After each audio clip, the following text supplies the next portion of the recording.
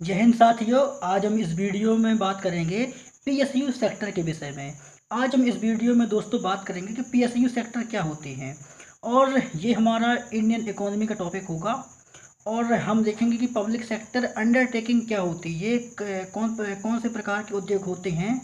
तो इस वीडियो में हम पीएसयू सेक्टर के विषय में बात करेंगे कि आखिर पीएसयू सेक्टर क्या होती हैं, और हम इसके अलावा इसी वीडियो में बात करेंगे कि मिनी रत्न, नवरत्न और महारत्न कंपनियां कौन कौन सी होती हैं।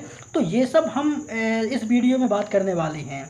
तो दोस्तों आइए आज का वीडियो शुरू करते हैं। इसमें से अगर दोस्तों बात करें कि आखिर पीएसयू सेक्टर क्या होते हैं, हम मतलब पीएसयू सेक्टर या सार्वजनिक क्षेत्र के उद्योग किन उद्योगों को कहा जाता है, या कि पब्लिक सेक्टर अंडरटेकिंग उद्योग क्या होते हैं, इसके विषय में बात करते हैं। तो देश की कुछ कंपनियों में भारत सरकार की हिस्सेदारी है।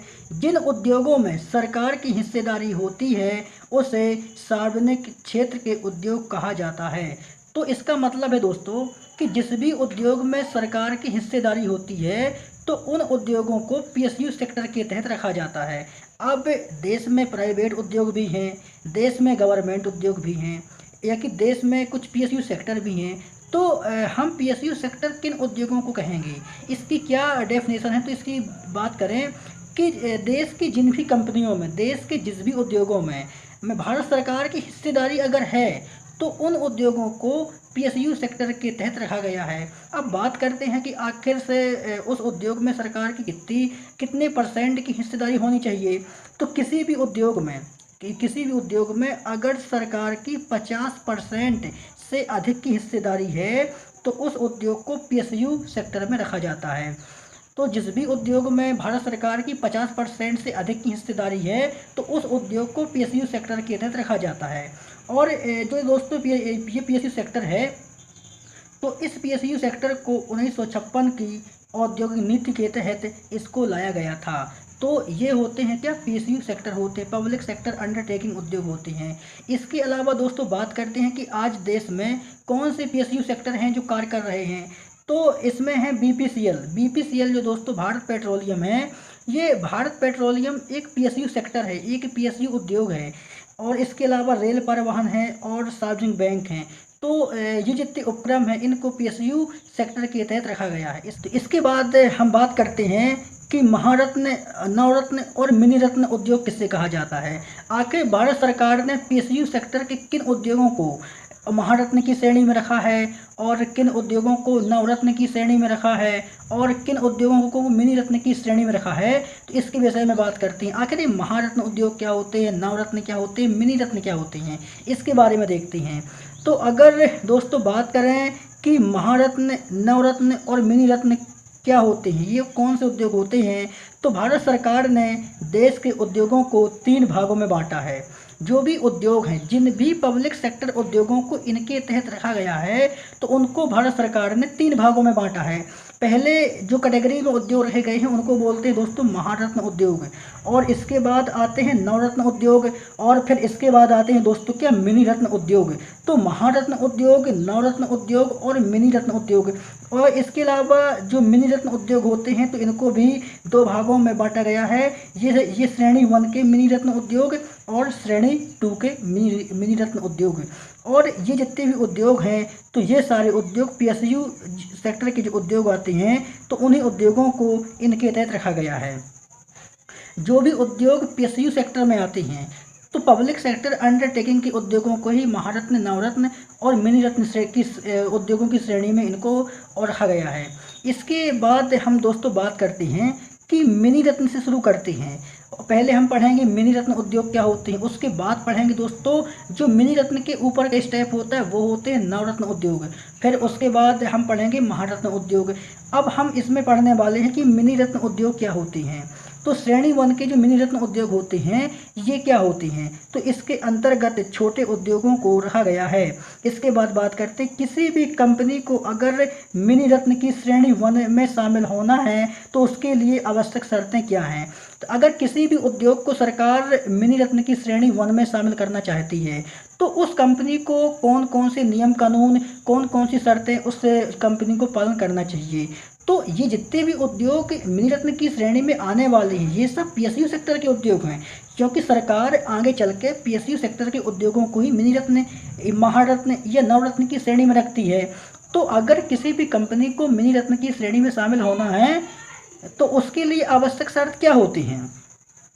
तो इसमें दोस्तों बात करते हैं कि मिनी रत्न का दर्जा प्राप्त करने के लिए किसी भी पीएसयू उद्योग को पिछले 3 वर्षों में लगातार लाभ कमाना चाहिए। अगर किसी भी उद्योग को मिनी रत्न की श्रेणी का दर्जा प्राप्त करना, उसको अपने आप को मिनी रत्न की श्रेणी में ले जाना है, तो उसको लगातार 3 वर्षों तक लाभ कमाना चाहिए। मतलब कि वो कंपनी पिछले 3 वर्षों में घाटे पर नहीं चलना चाहिए। और अगर वो कंपनी घाटे में चल रही है तो उसको सरकार कभी भी मिनी रत्न की श्रेणी 1 का दर्जा नहीं देगी। तो अगर किसी भी पीएसयू कंपनी को 3 साल तक अगर वह कंपनी लगातार लाभ कमा रही है, तो अगर कोई कंपनी 3 साल तक लगातार लाभ कमा रही है तो उसी कंपनी को मिनी रत्न की श्रेणी 1 में रखा गया है। तो ये दोस्तों इसकी शर्तें होती हैं कि अगर कोई भी पीएसयू कंपनी है वो लगातार तीन साल तक लाभ कमा रही है तो उसी कंपनी को मिनी रत्न की श्रेणी में रखा गया है। इसके बाद बात करते हैं कि आज की बात करें तो आज 59 पीएसयू उद्योगों को इसमें मिनी रत्न की श्रेणी 1 में शामिल किया गया है। तो मिनी रत्न श्रेणी 1 में कितने उद्योगों को शामिल किया गया है, इसमें टोटल 59 उद्योगों को शामिल किया गया है। तो इसके बाद दोस्तों बात करते हैं कि कुछ प्रमुख मिनी रत्न श्रेणी 1 के उद्योग कौन कौन से हैं। आखिर वो उद्योग कौन कौन से हैं जिनको मिनी रत्न के श्रेणी 1 में शामिल किया गया है। तो आज की डेट में दोस्तों भारतीय विमानपत्तन प्राधिकरण है, जो भी कंपनी है, इसको मिनी रत्न श्रेणी का दर्जा प्राप्त है। भारत कोकिंग कोल लिमिटेड को प्राप्त है। भारत संचार निगम लिमिटेड को प्राप्त है। राष्ट्रीय बीज निगम लिमिटेड को प्राप्त है। Rashtriya chemicals and fertilizers limited, rail Vikas Nigam limited, Rashtriya Laghu उद्योग निगम लिमिटेड। ऐसी लिस्ट दोस्तों 59 कंपनियों की है। ये जैसी मैंने कंपनियों का नाम लिया है, इसी प्रकार की 59 कंपनियां हैं और जिनको आज के दौर पर मिनी रत्न के श्रेणी 1 का दर्जा प्राप्त है। इनको सीधे भारत सरकार ने पीएसयू सेक्टर से उठा करके मिनी रत्न की श्रेणी में इनको दर्जा मिल गया है। इसके बाद बात करते हैं कि अगर किसी भी उद्योग को मिनी रत्न की श्रेणी 1 का दर्जा मिल गया है तो उस उद्योग को लाभ क्या होगा। ठीक है भैया, सरकार ने किसी कंपनी को मतलब पीएसयू सेक्टर से उठा करके मिनी रत्न की श्रेणी 1 में रख दिया, तो उस कंपनी को लाभ कौन सा होगा और किस लाभ के लिए वो वहाँ पर गई है। तो इसके पहले तो कंपनी को 3 साल तक लगातार पॉजिटिव में होना चाहिए, मतलब कंपनी घाटे में नहीं चल रही हो। तो दोस्तों उस कंपनियों को लाभ ये होगा कि उसको एक प्रकार की आज़ादी मिल जाती है। अगर कोई भी कंपनी पीएसयू सेक्टर से उठ करके सीधे मिनी रत्न की श्रेणी 1 में शामिल हो गई है तो उसको छूट ये मिलती है कि वो किसी भी दूसरी कंपनी पर 500 करोड़ का निवेश कर सकती है। उसको सरकार से पूछने की आवश्यकता नहीं है, वो सरकार से बिना पूछे किसी भी कंपनी में, अदर कंपनी में सीधे 500 करोड़ का निवेश कर सकती है। वो उसको इसमें ये छूट मिल जाती है। इसके बाद दोस्तों हम बात करते हैं श्रेणी 2 के उद्योग कि श्रेणी 2 की मिनी रत्न कंपनियां क्या होती हैं। क्योंकि मिनी रत्न जो भी कंपनियां हैं उनको 2 भागों में बांटा गया है, श्रेणी 1 के मिनी रत्न कंपनी और श्रेणी 2 की मिनी रत्न कंपनी। इसके बाद बात करते हैं कि श्रेणी 2 की मिनी रत्न कंपनी क्या होती हैं। तो इनमें जो दोस्तों पीएसयू सेक्टर होते हैं तो वही शर्त होती है। अगर आपको श्रेणी 2 की मिनी रत्न कंपनी का दर्जा प्राप्त करना है तो आपके लिए शर्त यह है कि आपको लगातार 3 वर्षों तक लाभ हो, मतलब कि आपकी कंपनी घाटे पर नहीं चल रही हो, तभी आप मिनी रत्न श्रेणी 2 में प्राप्त दर्जा मिल पाएगा। और इसके बाद अगर बात करें तो इसकी जो शर्त होती है वो वही होती है जो मिनी रत्न श्रेणी 1 की शर्त होती है। आपको लगातार 3 वर्षों तक लाभ में रहना चाहिए।